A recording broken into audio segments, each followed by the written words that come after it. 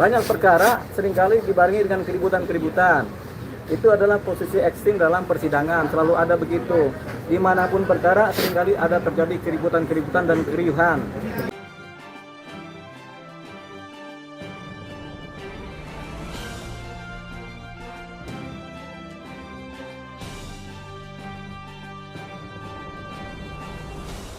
Kepentingan negara dulu, karena jaksa adalah petugas negara.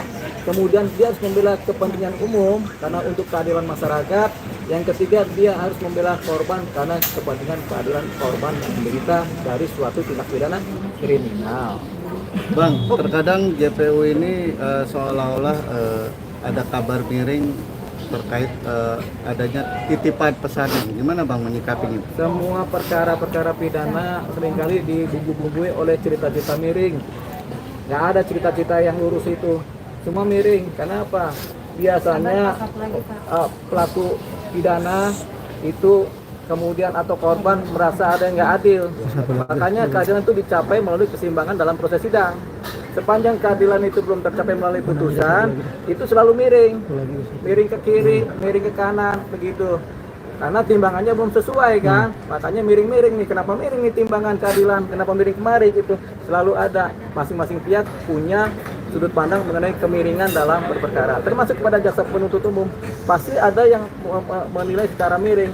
Itu nggak ada persoalan, itu wajar saja. Oke Bang, kemarin juga ada kan sidang itu under control banget Bang, udah seperti apa, kayak riuh rendah lah, udah bukan lagi, udah nggak ada marwahnya.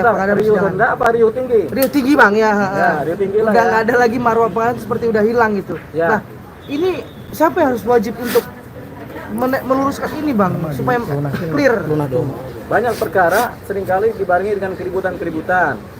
Itu adalah posisi ekstrim dalam persidangan, selalu ada begitu.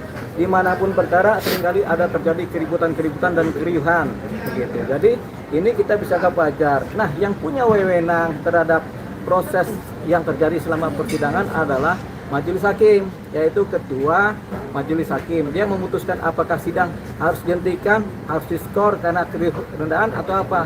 Majelis hakim juga punya kewenangan untuk memerintahkan pejabat keamanan pengadilan untuk kemudian melakukan sterilisasi supaya keadilan berjalan rapi lagi, proses persidangan berjalan baik begitu. Jadi ketua majelis yang punya kewenangan. Oke, mungkin nggak Bang, satu lagi, mungkin boleh nggak Bang, ketika minggu lalu, minggu ini makin parah, boleh nggak hakim memutuskan untuk yang tadi terbuka menjadi tertutup sidang ini Bang? Sidang selalu terbuka, cuman kalau makin parah majelis hakim bisa memindahkan tempat sidang.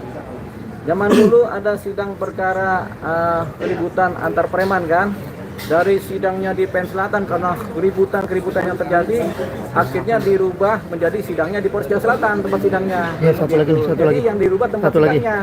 Nah, kalau sidangnya nggak bisa tertutup, sidang tertutup itu untuk kepentingan hukum, keadilan, untuk kepentingan pribadi ya, itu baru sidang tertutup.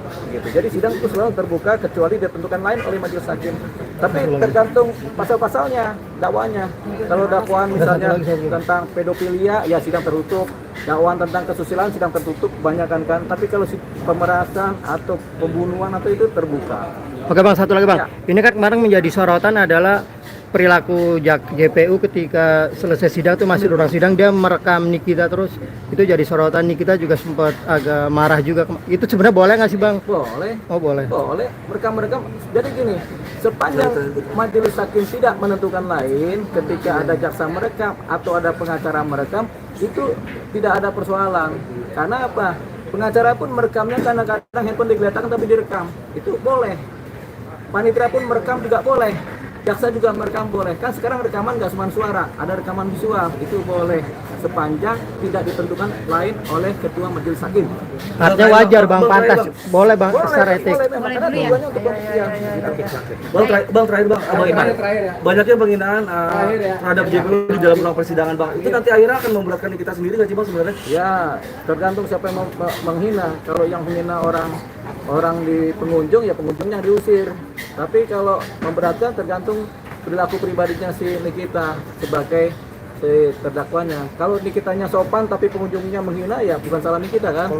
Kalau Nikita sendiri yang menghina, itu namanya karena dia namanya perberat. Ada perilaku yang dianggap memperberat hukuman karena tidak sopan atau tidak disiplin atau tidak bertingkah laku baik dalam persidangan.